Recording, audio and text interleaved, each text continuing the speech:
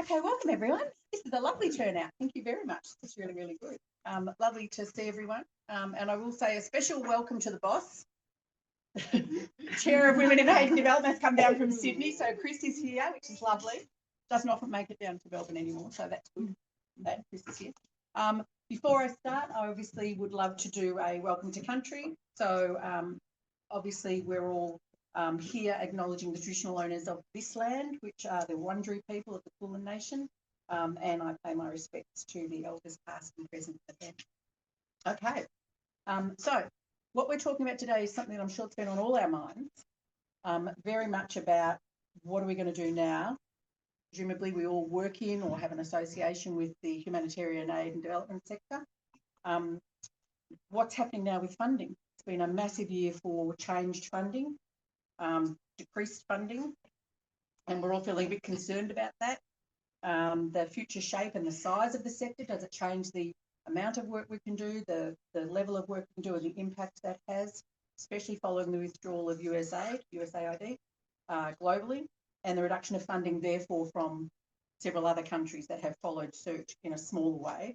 Thankfully, Australia has bucked the trend for the moment, and we've maintained our aid, maybe even increased slightly, I think, but we've maintained our aid certainly. So the question everyone is asking is, where now can organisations go to secure their funding for various development programs that we're all fairly aware of, including the really core ones around health, education, gender, even vital infrastructure projects, and that's just mentioning a few of them. So tonight we're joined by three wonderful guest speakers to talk us through the impact of that reduction in the aid funding and what that means across the sector. What are the current sources of funding that remain, and what sort of innovative strategies do we now have to turn our minds to for those of us who work in the sector, but also for the NGOs, the major organisations, the multilaterals? How do we think more innovatively in terms of what might be emerging opportunities to secure funding in the changing world we now see in terms of international aid and development? So, who have we with us? Welcome to our three wonderful guests. We have Emily, Anita and Sabine, three fantastic speakers. So I will start with Emily, on my left. Emily has over 2 decades of expertise in fundraising, branding, marketing and growth, audience growth. Currently you're the acting director, is that right? Fundraising, partnerships and community here at Oxfam. You oversee the growth of revenue and supporters in public fundraising, is that it? Yeah, public fundraising and policy and advocacy programs.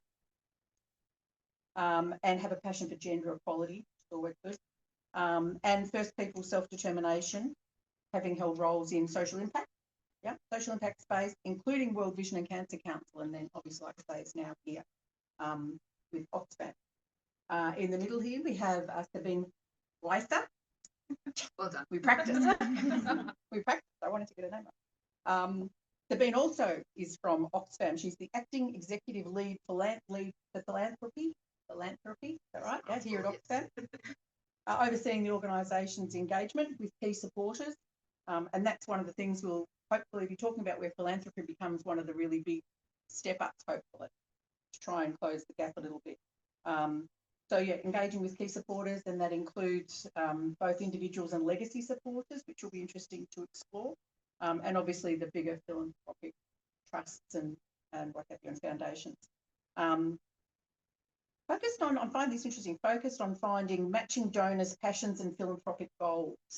I don't know how hard that would be, how much talking you'd have to do to figure out how well that worked, to taking that to community-led advocacy and long-term development in especially humanitarian work. And Anita, a non-Oxfam person. So Anita is the, am I right, the inaugural executive director of WiAD Australia. So the WiAD Australia, of course, used to be Give to Asia, Australia. Yeah. When did that change? Last year. Oh, okay. Yes. I thought it was fairly new. So yeah, so executive director, WiAD. Currently serving as the steering committee chair, obviously, heading of WiAD. Cross-border giving, a leader in cross-border giving in Australia. community investment professional with a lot of expertise in both domestic and international philanthropy again. So again, we'll have a good discussion around that. And you came over from the corporate sector to the not-for-profit sector, which I think is always an interesting transition, and joined what was Give to Asia, but the USA branch, is that right, in 2017. Again, looking at connecting international donors and once again philanthropists. And then obviously in Australia and in this region. Okay. So what we'll do to start with, and I'll work around the order. Like I say, thank you for joining us tonight. Good discussion. I always like to start off with, firstly, maybe each of you just briefly giving us just a small insight into the pathways that actually led to your current role. One of the things we like to focus on is women, actually professional women in the sector, how you got here, and the pathway's never straight. So we're always interested to hear a little bit about how you actually made it to here, and why you were drawn to the funding and philanthropic area, particularly if that was a natural evolution or if that was happenstance in the development sector. Emily, would you like to kick us off? Thank you. Hello, everyone. It's really nice to be here. It does feel weird to be a speaker in kind of your own lounge room sort of thing. But anyway, I'll get over that. So I come into this sector from a kind of a marketing background. Essentially, I started in marketing roles in my 20s. And to be honest, I actually didn't know, because you kind of not, I think in the studies that I did, I wasn't aware that you could come into spaces, kind of the social impact, not-for-profit development space in with my skills. I actually didn't kind of know that. And it wasn't until I was in my late 20s when I went, oh, okay, there's this whole other kind of sector that I could work in, because I just assumed that I had to keep working on slaving away in the corporate world. And so when I realised that, it was kind of at a point in my life where I was thinking, I think I want to be doing things that have a good purpose, that there is an impact, rather than just working for shareholders and things. So that's kind of brought me into the sector, and I was really excited when I got into the space, because I remember in one of my first meetings, it was at we were looking at, I was at World Vision, and we were talking about some gender programs, and it blew my mind that I could bring all those things that I like in life together. And so that's kind of been a drive for me ever since. Okay, yeah, it's amazing. People don't realise that crossover that is possible, and what happens within the sector, in the areas that are actually transferable. Yeah, and speaking with people in our kind of finance team and different kind of things, I think it can be a common thing for people not to realise that they can work in this space and not perhaps have to come in from a kind of an international background. Yeah. Hello, everyone. Really nice to meet you all. Similarly to Em, I fell into this area a little bit sideways. Started out after in China, specifically the environmental impact of that rapid development. So do something about that. So I went to uni and studied. That's what we do, and then went back and very specifically looked for environmental NGOs. So I've never been in the corporate sector apart from economics job. I helped at 16 in high school and determined pretty quickly that was not for me. So I picked nonprofits that interested me, did a lot of volunteering and internships. I'm sure all of us have been there at some stage, or most of us. And then when I first moved to Australia now 15 years ago, literally chose which organizations were interested by all of them. And so it was more about the organization than about the specific role, and landed with Charity Australia in an events coordination role. And from there, sort of figured out pretty quickly that as much as I think, and again, maybe most of us, maybe just me, you sort of see yourself working in the program space and making an impact in literally in the field space, that I was probably much less suited to driving tractors and dealing with heavy machinery, and much better suited to work also just discovered that I really enjoyed, I think to that earlier point, connecting people, supporters with what they want to achieve. The organizations are fundamentally a way for them to achieve goals that they have. With that one particular project or one particular program to sort of match that up really as best as we can. And so from there, sort of like landed in the major gifts team and one thing led to another. And 4 years ago, the exciting people came up to work for Oxfam and learn more. And so that's what I've been doing.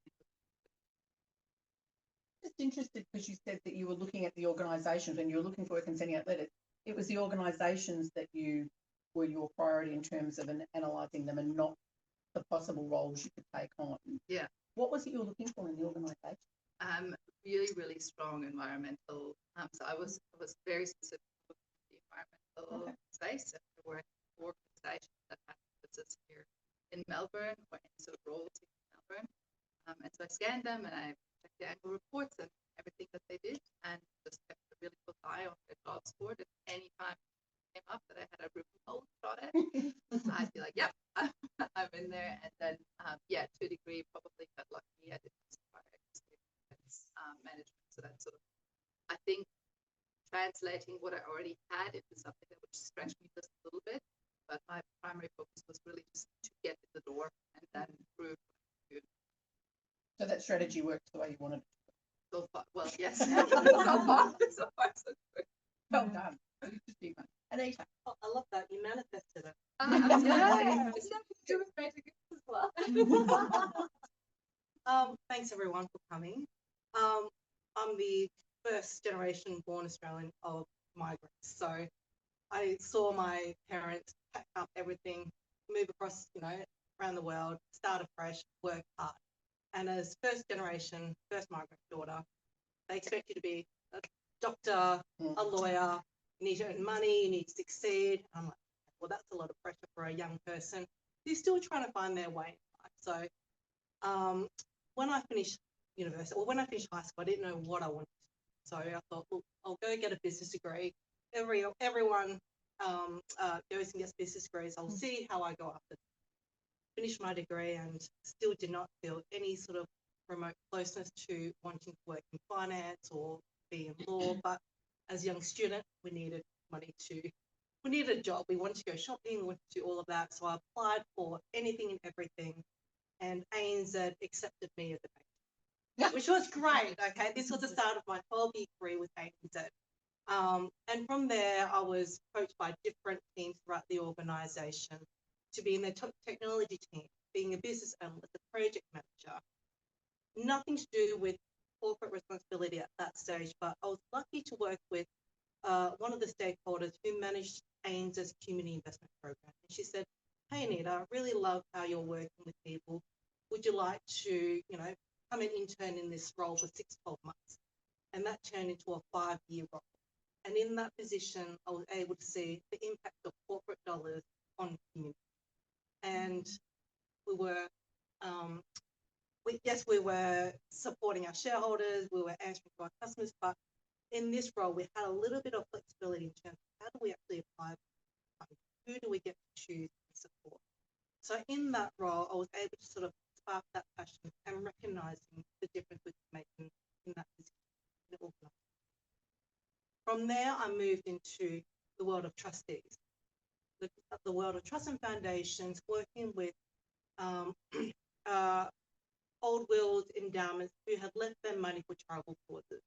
And in that role, I was able to identify which organisation in Australia would be a really great fit. So I was in that really great fortunate funder position. From there, I moved into working in private banking. And in that role, I worked with high net worth clients, individuals, trusts who wanted to give strategically but don't know how. So in that position, I worked with a lot of overseas clients who want to give back to their homeland or to the country of their origin. Unfortunately, in philanthropy, we have to work within a certain rigor framework of ACNC. And so at that point in time, funds couldn't leave the country in a tax effective way. And being in the philanthropic sector for about 12 years, I thought, oh, there's a real opportunity here to sort of bring something unique market. And being in corporate, there's always staff turnover, there's always restructuring, and at that point in time, I was heavily pregnant and my job was cut. It wasn't great, but it was the best thing that happened to me. So being in corporate, I felt indoctrinated. I was used to the stationery cupboard at ANZ, you know, the afternoon chockies when you have meetings. And then I was sort of let go and I didn't know what to do with myself. And I was really fortunate that I had contacts in the US, and Give to Asia USA was looking for a regional advisor to support their international donors who wanted to give into Australia. So being in the sector for 12 years or so, I felt that I had a really good fit to support the flow of funding. So I was there for a couple of years working with US donors, and lucky for me, the Australian regulations changed, which meant that tax deductible funding could flow overseas. And so I went to the global chairman of Give to Asia and I said, here's an opportunity. Can I just borrow your model and just sort of bring it to Australia? And they're like, okay. I'm like, oh, okay. And I was sort of finding my way and, you know, figure out how do you set up a CLG? How do you set up a charity? How do I set up a board? So it was really sort of working from the ground up and building the momentum from within Australia and facilitating the interest that Australian had to give overseas. And because international giving is quite new, there was a lot of education that needed. So I was a one-woman team for a very long time. And I'm pleased to say that I've grown my team by 2, by 1 this year. So, you know, we're doubled and we're looking at growing. So we can see there is a huge appetite in Australia to really capitalise on that and stewarding the funds abroad.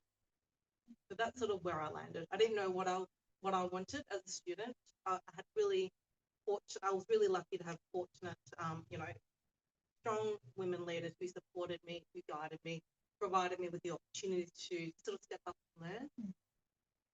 So it's interesting, like you were saying, I mean, and we talk about this often, is that the pathway you tend to follow, especially in this sector, is never linear. And you very particularly went through your business degree in that. Had you ever thought of yourself working in like the area of social change or social impact? Never. Always going to be a corporate business? It was because of the nature of or the environment that I grew up in. I felt a lot of pressure to sort of, you know, be in that sort of corporate position. The lawyer, the doctor, the accountant. And I tried, you know, I worked for a bank, but it just wasn't for me. But essentially you've sort of combined them. I did. I mean, you're still doing them. Yes. So, yeah. So from that point of view, and I'm fascinated by the prospect of, so CSR, so corporate social responsibilities by the large organisations, it's not absolutely new, but it's a relatively new thing in terms of when we look at the development sector and funding over the decade. It's relatively new. And I guess we dive right in here in terms of the gap that's now in funding. How ready is that part of the sector, or those sort of private organisations, as opposed to philanthropic necessarily, ready to step up and willing to step up to maybe try and fill, obviously not the whole gap, but fill some of that space in terms of funding? I think there's a lot of opportunity in corporate Australia, but I think with that, I think corporate Australia philanthropy is still, there's a long way to go. Corporate philanthropy takes a long time to come to fruition, and as you're sort of investing time and effort, there's also a lot of staff turnover in those corporate roles. So I think that yes, there's huge opportunity to seek funding, but it's a long-term investment, and it's one that unless you have the resources to invest in cultivating the right relationships and riding the waves, it could sort of come to fruition. What, and I'm not sure what the regulations are anymore, but are there government regulations now that a certain number of the larger corporations have to have some form of CSR, or is it purely by choice that they have CSR? It's still by choice. In India, what we're seeing is any corporation operating in India and they're making a profit, it's mandated that they give 2% of their profit back to community. And that's something that we would love to see here. Do you think that'd be close? No. No, nobody's lobbied the government. No, I think CSR is not mandated. It's still a nice to have. And I think that it should be corporate, you know, a proper corporate responsibility that should be measured. And I don't think it's not happening as Well, I was robustly. going to say, I as mean, what you we'd said like. the ANZ obviously have it. I know, I think NAB has it now. So I think most of the big ones have it, and some of the bigger organisations and that. Do they have it? Do they do it? And this is not being disrespectful, but as a tokenistic thing to say we do CSR, or do they quite intentionally? Do they have good intent in terms of trying to also contribute to change, social change? I think there's a bit of a conflict, but I do think that there is a driving force to having a positive impact. So I think if we're looking at the big financial institutions, they're very particular in terms of the sector that they support. So it's often the financial inclusion, scam, financial crimes, and educating the more marginalised communities on financial literacy. So it's very specific. Yeah. It wouldn't be animal welfare, for instance. No. So, but they're not launching out into, gender empowerment and healthcare in communities and That's things right. like that. They're literally sticking within their purview. That's right.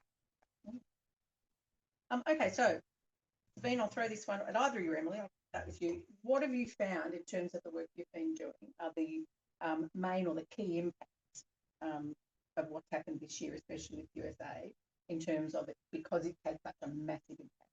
Obviously, it's taken such a massive amount of money away from the sector. What have you seen quite clearly have been the impact? You go first. There's so many impacts. So many big things. So for Oxfam in particular, is probably the fortunate that we took Oxfam directly a bit shelter than others, because we have, as long as I know, had a policy to not accept USAID funding. Our US colleagues have had that as a very proactive policy based on the conviction that it is very difficult to criticize policies by a government at the same time take on the other hand. So in that regard, maybe that is a silver lining. That being said, we're extremely conscious that we're seeing facts that have belonged to so many partners that we're working with in the country, because Oxfam, in terms of actual program work for long-term development or for humanitarian aid, is largely, wherever possible and strategically deliberately carried out by local partners. And those local partners don't just receive funding from Oxfam, they receive funding from various sources, including USAID. So we've seen the impact on a number of partner organizations, their capacity to deliver life-saving aid or to deliver long-term programs being cut. I think the other flow-on impact is just this mad scramble, I would say, by everyone. We see this a lot in our country offices. A lot more requests than we did when I first started here. Like, we have this project. Do you have anyone? Do you have any funders? Anyone who's interested? It's any given day of the week, of things that are, I would say, fair to say, on the chopping block. We're not that far away from the chopping block, because funding that was secured or in some ways expected to continue, whether it's EU funding or whether it's any of the other funding sources, institutional funding sources, has just been decreased. So there's a huge need, and I think that's been true for almost everyone. And I think there's also a need for everyone to scramble into the same sector, which is philanthropy, and legacy as well, corporate to some degree as well. But I think, at this point in time, it's just this, everybody's there, everybody's trying to figure it out. Luckily, I don't think we were saying earlier, I don't think anybody has yet quite all of the answers. But yeah, maybe I'll hand to Emily for the other part of our equation. Well, I was going to say, what are the differences there that you've noticed from your? Yeah, so in my space, we look at public fundraising and dealing with the Australian public, and connecting obviously with our global colleagues. And it's interesting what the cuts do to sort of the public sentiment, or how the public perceives our responsibilities as global citizens, because it almost gives people permission. If the government's not funding it, then why do I need to? Why should I be interested in what's happening in the world? It kind of gives people this kind of, almost a disturbing license that you can kind of check out from our responsibilities as citizens. So there's that on that side. It kind of, I think, also carries, you know, a lot of the things that we've seen, the US, that you know, it kind of comes with some far right kind of sentiments.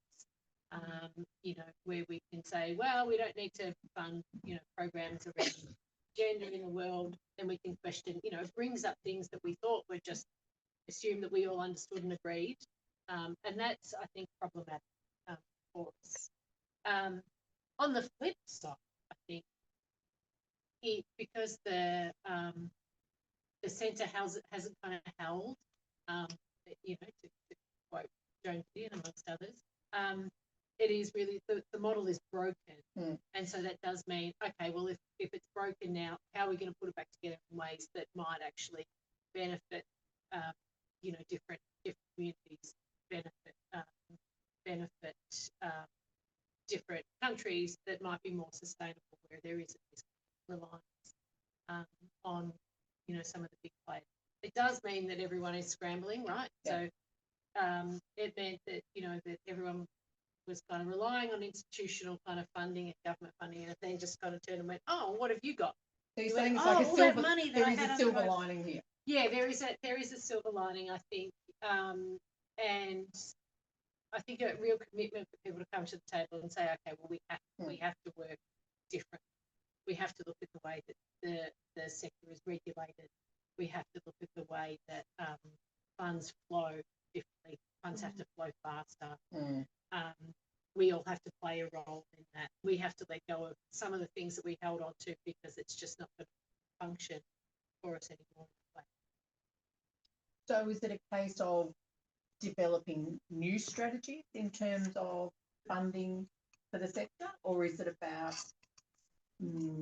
recalibrating or changing the existing types of funding, or changing the balance of the existing types of funding, where we might still use some large organisational government funding, but we need to put far more philanthropic funding in, or far more other donor funding from other areas? Or so is it a balance thing that's going to change, or do we need a completely new strategy? Someone come up with a completely new strategy about it? I think because of the scale of it, Anita talked to this as well. I think the scale of it means that we kind of have to look at everything, because there isn't that one thing that, oh, we should have maybe been. So for us, it's at Oxfam, we're really looking at saying, okay, well, are there ways that we can achieve outcomes without having a big funding reliance? And that might be saying, okay, well, how do we scale up our advocacy work, our policy and advocacy work, which might actually, you know, hurdle over kind of the thing that we thought we need to fund, if actually then we can do the work. So if we can do it through, you know, policy and advocacy, that might be one way. For us, it's really looking at pockets of the Australian public, saying, okay, well, where are the people that are really deeply committed to aid development, who are interested in humanitarian, and let's chase down those people, because they're absolutely out. So we've really, one of our strategies is to kind of look at it, okay, well, how many of them are out there, how many do we have, and how might we chase them down? It's interesting, actually, this morning, you know, as you do get alerts, that Dev Policy blog newsletter update for today. And one of the things they had written in there, one of the things that was written up, was that they're now noticing there is a slight increase, like the trend has turned slightly.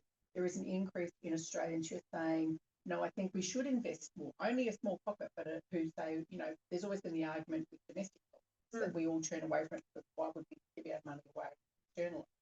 They said that trend is now changing slightly, in that there seems to be data showing that people are stepping up and saying, I think we should be giving more to the world. There's too much trouble going on in the world. We have to be giving more, which is a really unusual turn. They said it's not huge, but there is data showing that might be the way. So it might be, like you say, where there are pockets of people that are looking to that, but feeling that bit more humanitarian going on in the world. Yeah, I might just sort of add to that. So for those who are unfamiliar with us, at Myriad, we exist to connect Australian donors to any charitable cause around the world. And we do that in a tax-effective, compliant and safe way to get the funds from A to B. So we move money, we move private capital anywhere. So I'm part of, in addition to my role as Executive Director at MIRA Australia, I'm the Steering Committee Chair of the Global Alliance. So we have 9 members around the world doing the exact same thing as what I'm doing in Australia. We've got a New Zealand member, a couple of members in the US, a member in Canada, a member right across Europe, UK, Hong Kong, and Singapore. So each of those members work with donors in their markets to give outside their country. And so, Jill, your comment earlier about what needs to change, we've created this international ecosystem to create the flow of money and the flow of capital easier. And I think a lot of the times when charities are like, well, we need to do something different, we need to diversify, we need to do creative thinking, but we're stretched with resources. How do we actually achieve our mission or close this funding gap that we're seeing? So this international ecosystem we've built is to help them tap into the donors. We've built this international ecosystem to make it easier for donors to give across the world and easier for charities to access that. So we're not sort of trying to recreate a wheel. These entities have already existed. So let's try to create this cohesive and harmonizing community. So I just came back from Jakarta in August, and we were discussing the same sort of topic. How do we continue to progress our SDGs with the cut in US foreign aid? How do we then start to diversify? And what we were seeing is these smaller grassroots organizations in Indonesia and around the world are now leveraging the power of technology.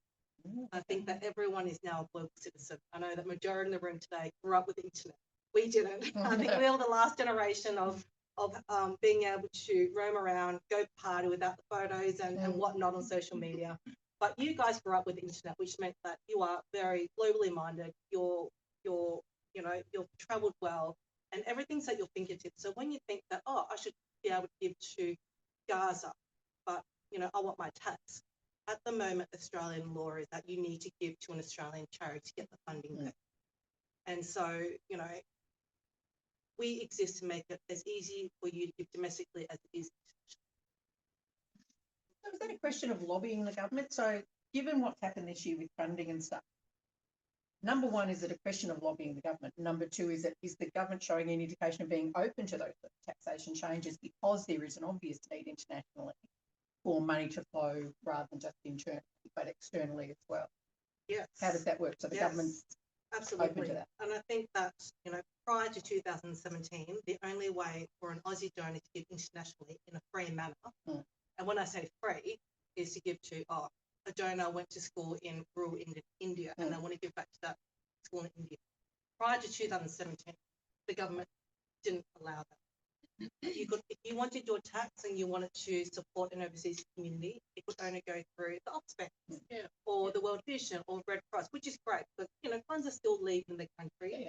But what it did prevent was a lot of donors over here who wanted to give to a small organisation that they've stumbled across in their travels.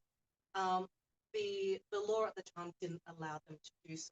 But that all changed in 2017, and the government said, look, we know that there's interest in giving abroad. We're listening, and we'll open the doors slowly and we'll let the funds out. But there's a caveat to that.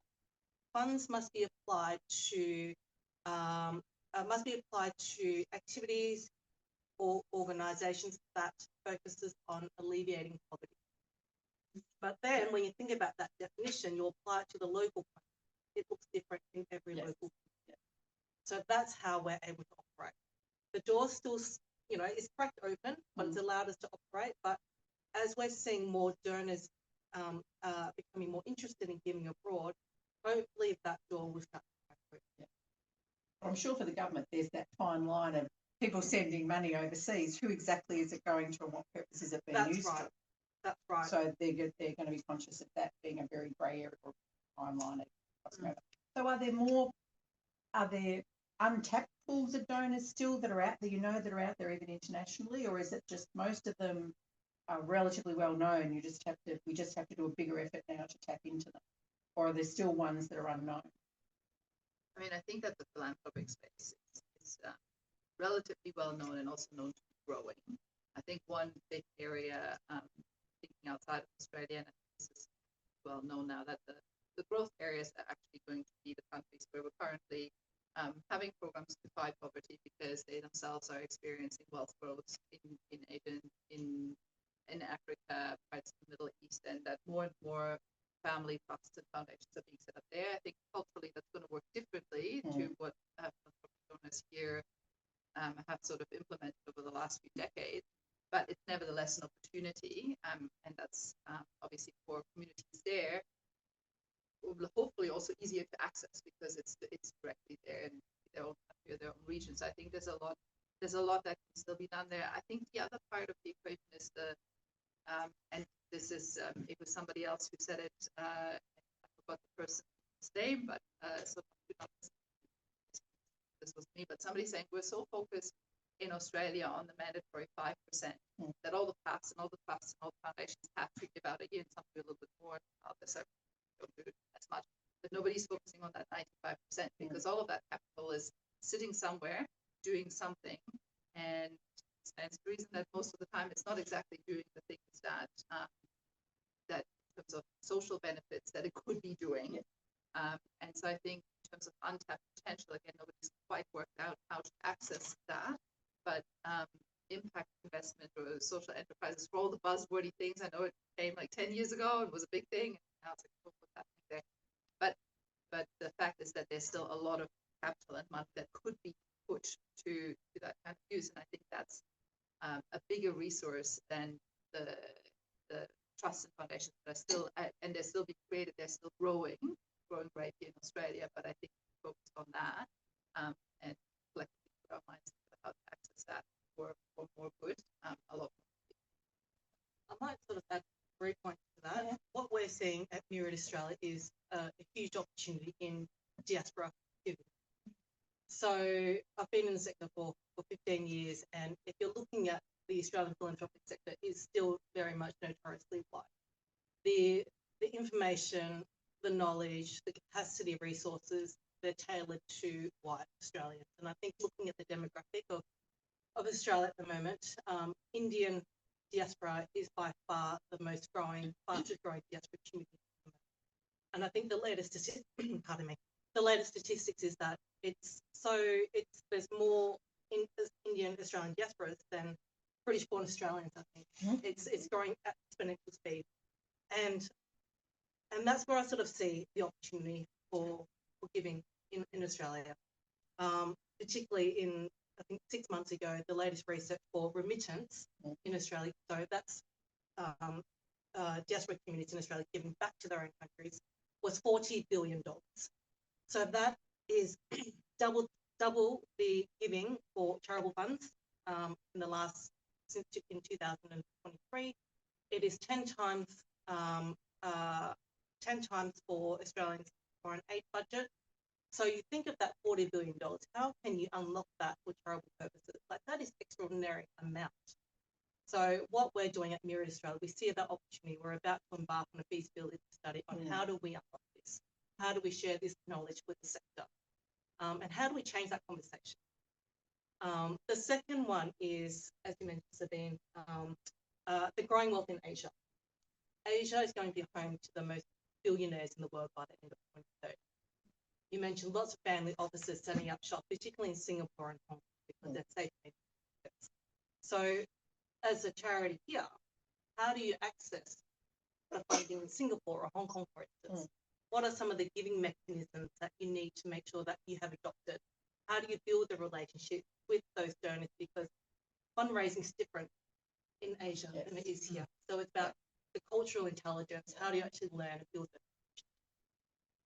And then the third one is, everyone talks about this intergenerational wealth transfer. You know, there's going to be a huge boom in the next sort of, 10 to 20 years. So how do you capitalize on that wealth transfer? It's the younger generation, the kids here today in the room. How do Oxfam and some of my charitable partners overseas happen to you guys? And that's with the rise. Yeah, very much so.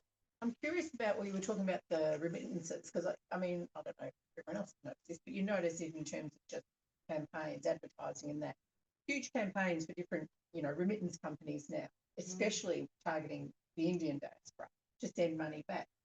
I guess the assumption is that we all perhaps make is that, well, they're sending money back to families and things, but therefore, why would they change the money they're sending back if they're sending back to families? Why would they send it to do some sort of social change in that? Or is some of the research you're going to be doing looking at, well, in fact, are they sending it back to families, or are they sending it back for other reasons, for other causes or businesses or whatever? How are those remittances working? What's the purpose of them? So is that part of what you're going to be looking at, seeing exactly what it's for? Because we all assume it's for families. It is, but it's also, and it will be used for, I guess, our campaign and education purposes. So when I mentioned earlier about how philanthropy is very much tailored to white Australians, it's the basic 101s. Like, did you know that if you give to a charity, you get your tax deduction? And you can still give to an Indian charity that, you know, in your neighborhood, that's where you grew up in India, but you can get your tax here. So it's just really sort of empowering them with the right tools and knowledge. So have we noticed, particularly in terms of, say, well, from all three of you really, I was going to say from an Oxfam point of view, but from all three of you really, have you noticed the globally, some of the really big key actors, how have they responded to the funding change and the obvious drastic change in terms of far less funding and the pulling out of funding? Have there been any big indicators of how they've changed, how they've reacted to it, and what sort of changes they've been able to put in even in the short term? I think all of the big kind of players in this are absolutely turning to, like Sabina said, philanthropy, turning to their publics, trying to understand what they can unlock. You know, for us, nothing would please me more than making myself and all of my team redundant. Let's make it all redundant, right? Because that would mean that we're not required anymore. Yeah. And so for Oxfam, we are really pushing globally for government to actually acknowledge that the model that is created, where you need a third sector, means that your model is flawed. Like your whole model doesn't work. So what I'm telling you all who are much brighter on this night. But we're kind of saying to the government, actually, you know, yeah, okay, you've got these kind of ODA commitments.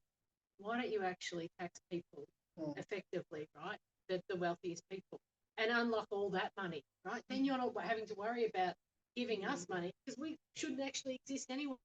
That's where all the wealth is kind of sitting, and it's the system that is meaning that we can't unlock that. So that's one of the things that we are agitating on a very significant scale. Oxfam amongst others globally, because that's where all the money is. Yeah, I was going to actually ask, a little planning check. If you actually have a list of, what do we have now, 150, 170 billionaires in Australia or something? You have a list of them that you're trying to target above your desk? This is our top priority. Let's target and target from both angles, right? Yeah, that's a first. It's interesting to do that. But I think exactly to Emily's point, though, is like Oxfam, and maybe this is, I don't know if others are the same way, but I think we are very clear that no matter how successful we will be in public fundraising or philanthropy, we're not going to replace the volumes of overseas development aid that we've seen disappear in recent years. It's just not going to happen. So it's for us, I think, as Oxfam, more important that we actually connect with the right people who are values aligned, who in our particular case can see the need for systems change. It's been promising reading, I think it was yesterday, the AEGN, the Australian Environmental Grant Makers Network, about research on that sort of next gen philanthropy, which may still be largely white, but probably includes more diversity and diaspora than previous generations. And that advocacy and campaigning is their third priority, like on the list, which is, I think, very different to sort of the previous generations giving that we've seen. So it's not just about the volume or the ever-growing targets. It's about actually unlocking the right funding from values-aligned funders, and to ideally affect change as much directly as possible, either from the advocacy where we can apply it, or I think what Emily was saying, to get out of the way, in a way, what is baked into the myriad model, right? There is no in between, and sometimes that's possible for even for us to a limited degree. Sometimes it's not, and there's good reasons, but the trend, the progression is like to more and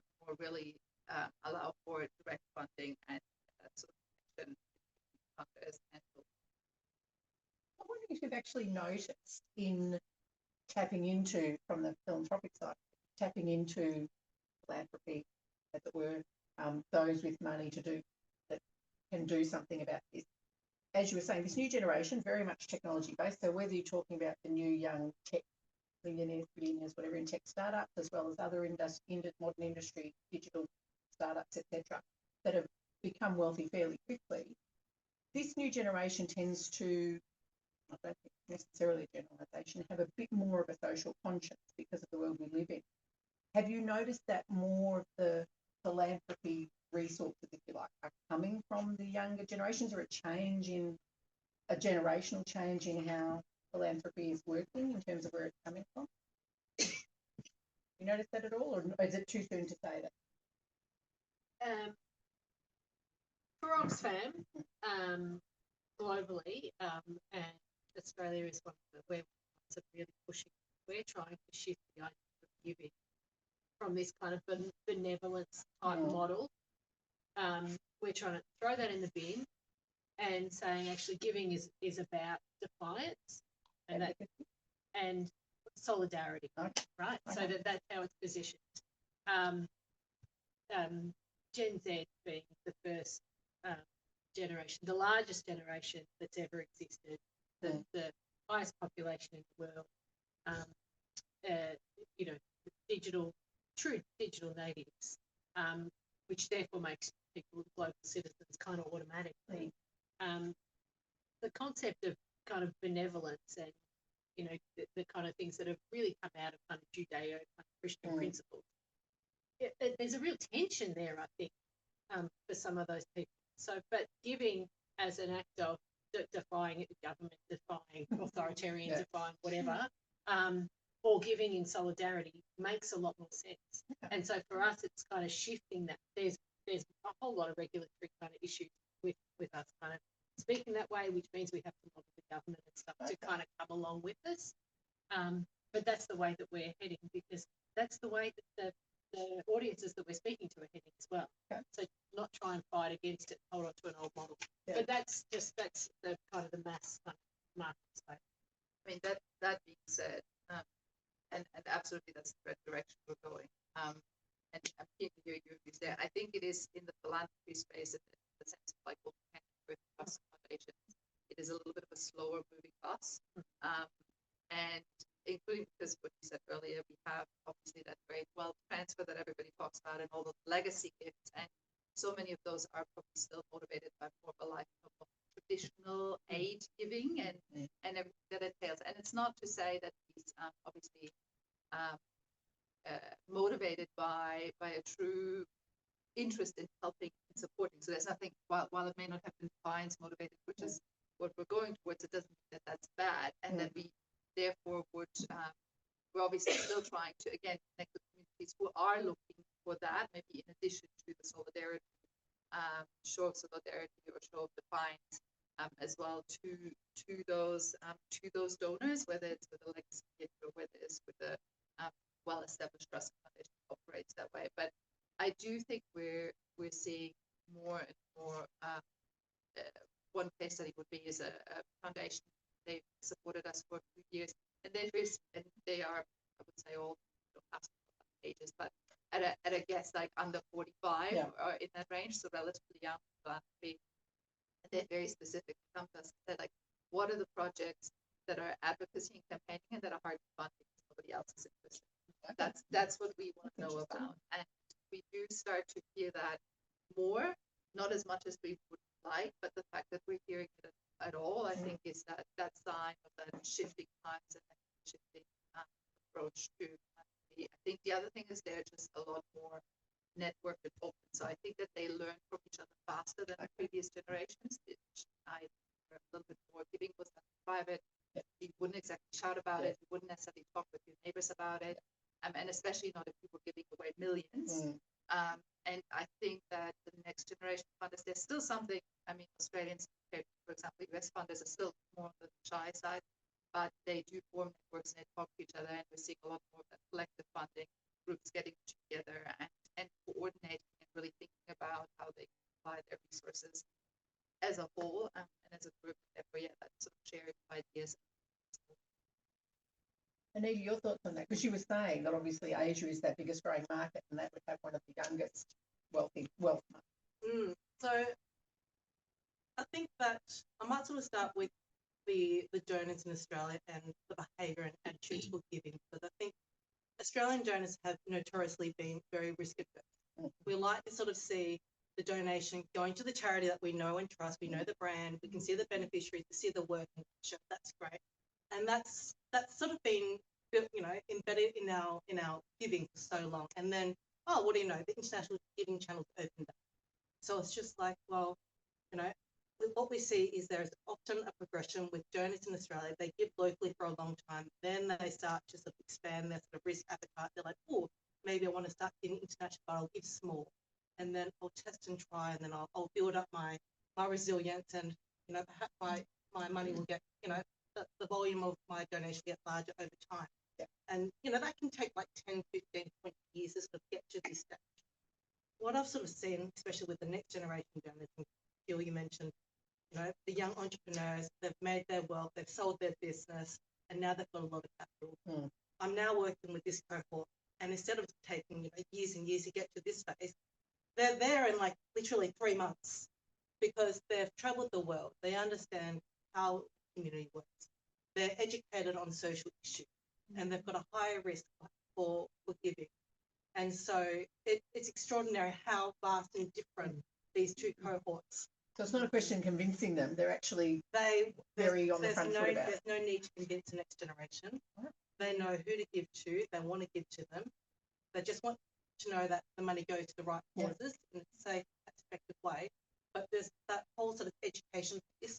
I don't need to hold that. Wow, that makes me feel better. I wouldn't necessarily have expected.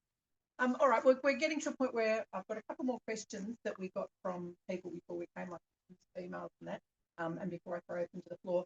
But one of the things I just wanted to touch on, given what we're talking about, obviously the finances and the philanthropy, but the impact that's happened this year, are the outcomes or the damage from what's happened, from these impacts of the rapid loss of aid, are they irreparable to a great extent or to a small extent, or does it depend what we're talking about? How much of it do you think, or can you assess, would we now consider irreparable?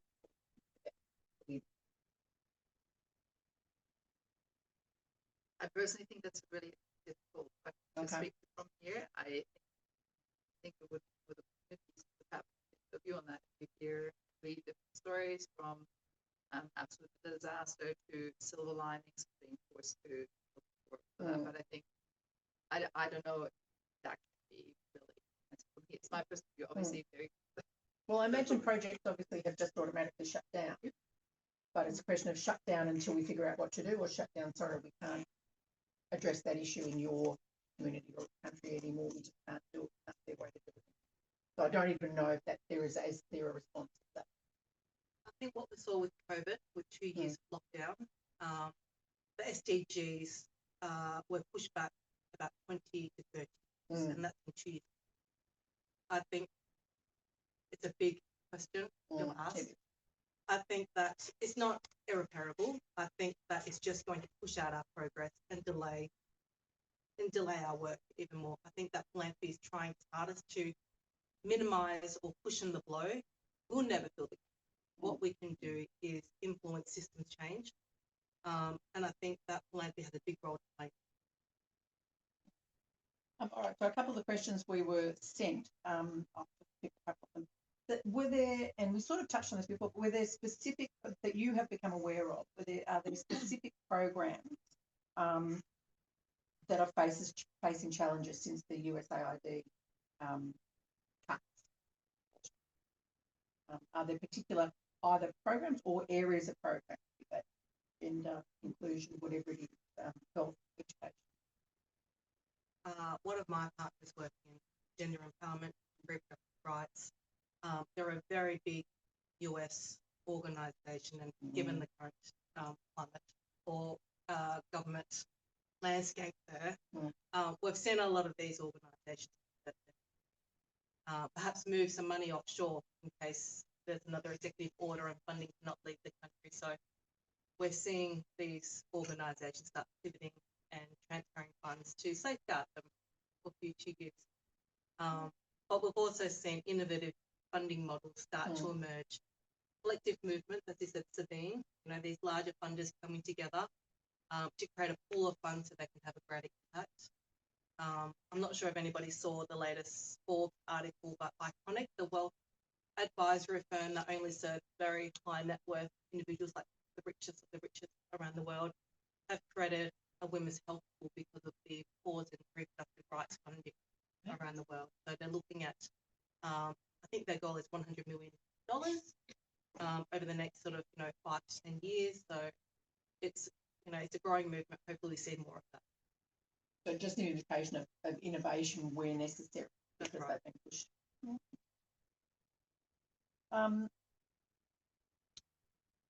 From and this is one of the questions we've got, are there feminist concerns in how we actually address the problem of debt aid? Odd way of looking at it. Debt aid is like countries giving, so bilateral Well, aid. you've got a lot of global south countries, having debt and the debt and aid supports them and stuff. Are there concerns, I guess, more gender than feminist in terms of how that's in? Because one would think with the major cuts, debt would be for a lot of these countries. So I guess it's more about gender.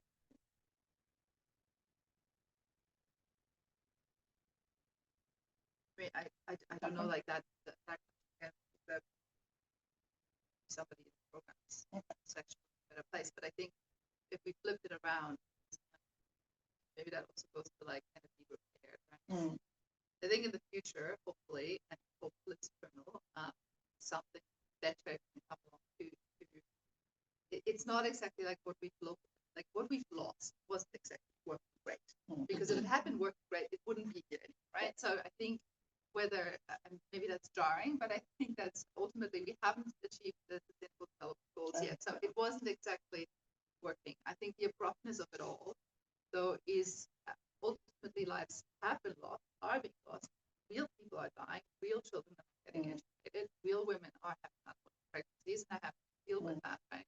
So whether that's something going forward that can be devised to actually hopefully work better than what we had, not rebuild, but build something completely different.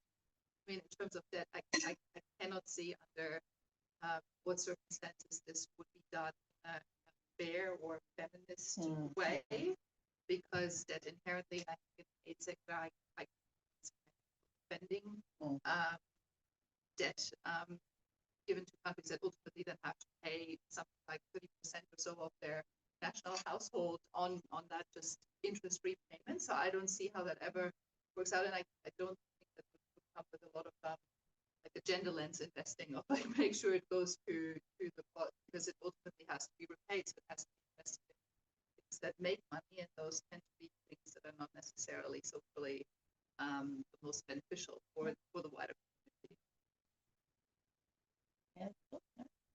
We're starting to see emerging trends like lend for good, microfinance, and we're starting to see a lot of that, particularly in Southeast Asia. You empower a woman, you give them a interest-free debt, so they can then change the trajectory of their life and then their children. And then they might have this loan for 5 years, and then once they've reached that position and they've got access to education and employment, that loan then gets passed on to somebody else. So these are sort of new innovative models that just sort of keeps rolling over. Which hope they don't do. Okay, good. All right. Thank you very much, ladies, again for joining us tonight and talking to us about our very hot topic of what has been an awful year in terms of funding. But like that, there may be silver linings. It may be the recalibration we needed as stress. So thank you very much for bringing your expertise and talking to everyone. Thank you very much.